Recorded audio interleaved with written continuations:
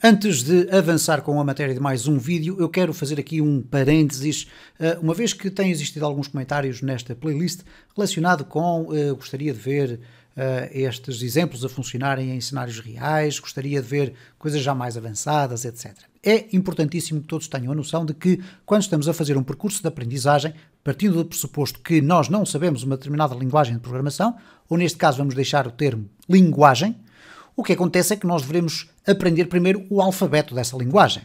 Para fazer um paralelismo com a realidade, é muito fácil perceber que quando vocês entram na escola, a primeira coisa que vão fazer não é a professora ou o professor apresentar-vos um texto e depois vocês irem a partir do texto começar a aprender os detalhes do texto. Não, começam primeiro por aprender as letras, a seguir das letras começam a aprender a construir palavras, das palavras começam a construir frases e finalmente irão ter a oportunidade de construir um texto.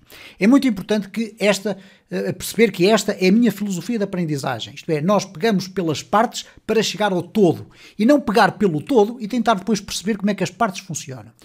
É uma estratégia, obviamente poderão existir opiniões diferentes, pessoas que acham que a ideia melhor é ir aprendendo a partir de um projeto que já está super concebido e depois ir vendo o que cada uma das partes faz.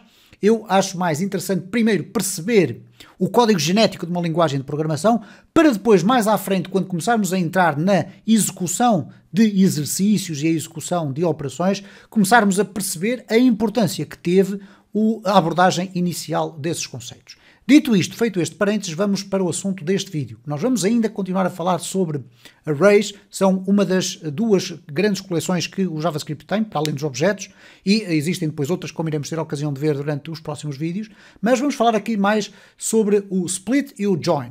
Neste caso, nós temos aqui dois métodos para tratar arrays, o reverse, o split e o join, e eu tenho aqui um console clear, nada de extraordinário. Temos aqui então uma coleção de nomes e como o próprio nome indica, o reverse faz a inversão da ordem do array, isto é, troca a ordem dos nomes, neste caso, inverte-os, troca-os ao contrário. Portanto, se eu agora fizer aqui um Node.js,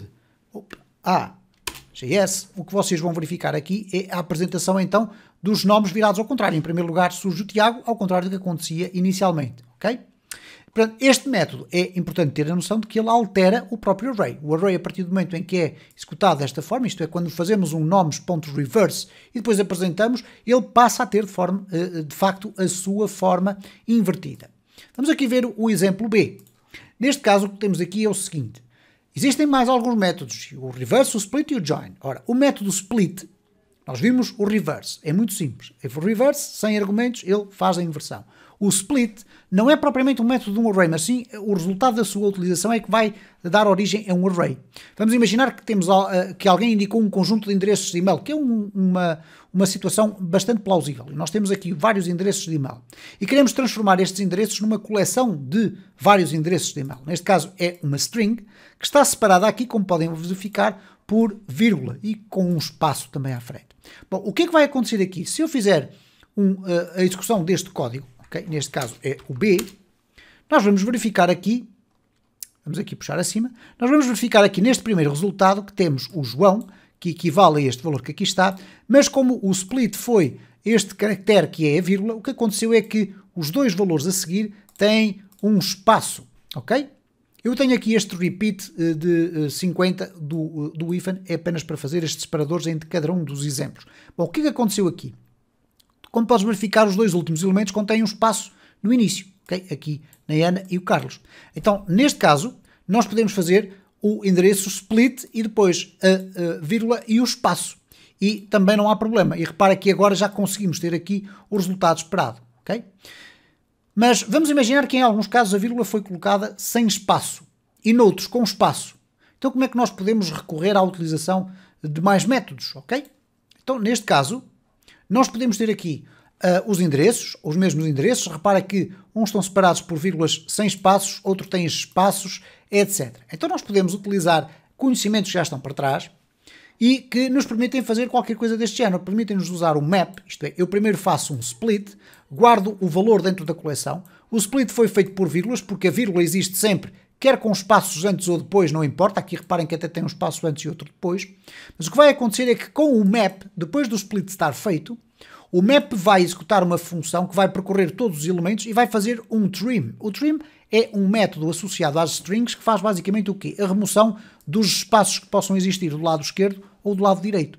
Então, neste caso, quando eu faço a apresentação aqui do resultado, eu vou ter os endereços de e-mail todos apresentados de forma correta, ok? Isto tirando partido, obviamente, dos conhecimentos que já temos vindo a adquirir anteriormente. Vamos ver aqui o exemplo C. Vamos agora imaginar o caso anterior, mas só queremos os 3 primeiros endereços. Todos os restantes não interessam. Estamos a falar à mesma dos endereços de e-mail.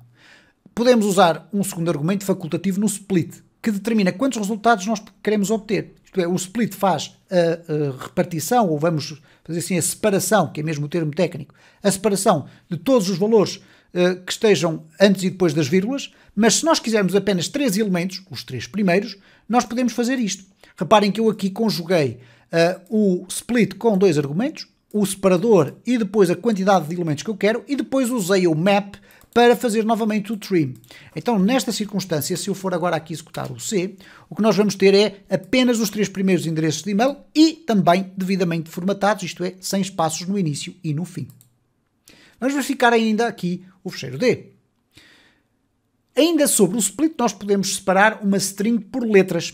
Okay? A string, isto é, um texto, não é mais do que uma coleção de letras. Então reparem que se eu fizer um split com não é um espaço sequer, é com uma string vazia, o que é que ele vai fazer? Ele vai pegar no texto, que neste caso é esta frase que aqui está, e vai separar por cada uma das letras. Então se eu apresentar aqui a tabela da coleção, vocês vão verificar que existe aqui então a separação para um array de todas as letras desta coleção. E vamos ainda ver aqui no E.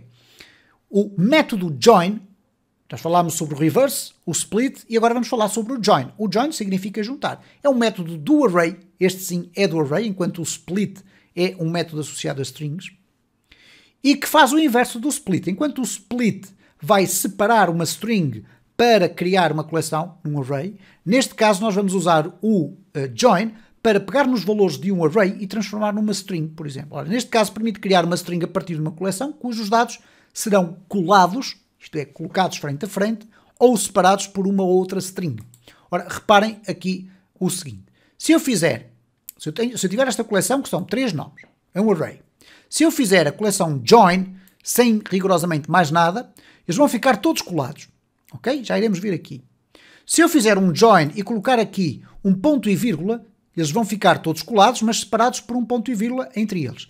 E se eu colocar o texto que eu quiser, porque não tem que ser apenas um caractere, pode ser um espaço e espaço, bom, eu acho que já deu para perceber. Eu aqui tenho o output de todas estas strings, então se eu agora executar aqui o E, vocês vão ter a oportunidade de ver os 3 outputs esperados. Isto é, todos os nomes colados, que resulta disto, todos os nomes colados, mas com um ponto e vírgula separado. Vamos imaginar que, por exemplo, vocês queriam fazer um output para um fecheiro CSV separado por ponto e vírgula. Este pode ser um método. E temos aqui um join, mas com esta string pelo meio. E a string pode ser maior, não tem qualquer problema. E reparem o que é que aconteceu. Ele aqui colocou João e Ana e Carlos.